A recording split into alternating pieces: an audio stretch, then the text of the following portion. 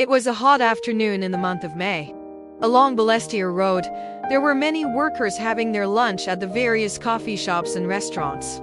Suddenly, the heat seemed to grow more intense. To the horror of the lunchtime crowd, a fire had broken out in one of the shop houses.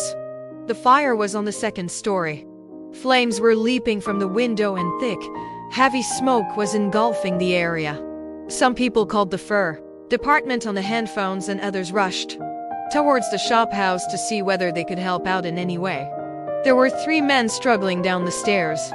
2 men were helping an older man down the stairs.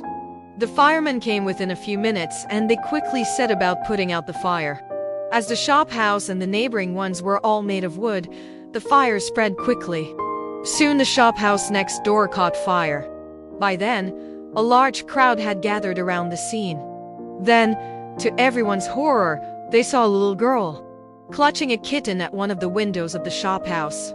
The little girl was not crying, but she looked dazed. The kitten was mewing loudly. A scream was heard among the crowd.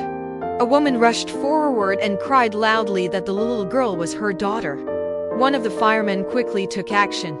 A ladder was put against the wall and the fireman climbed up quickly.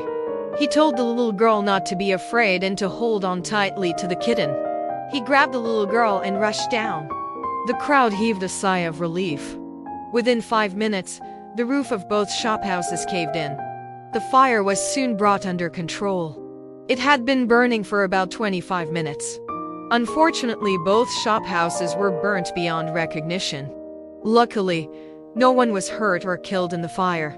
Soon, an investigation was carried out about the cause of the fire. It seemed that there was something wrong with the electrical wirings. They were too old and some of the fuses had caught fire.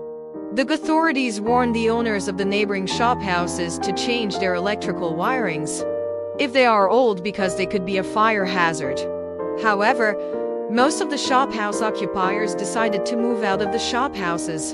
In that row soon after the fire, a few months later, the shop houses were demolished and in their place, there is now a row of spanking new shops.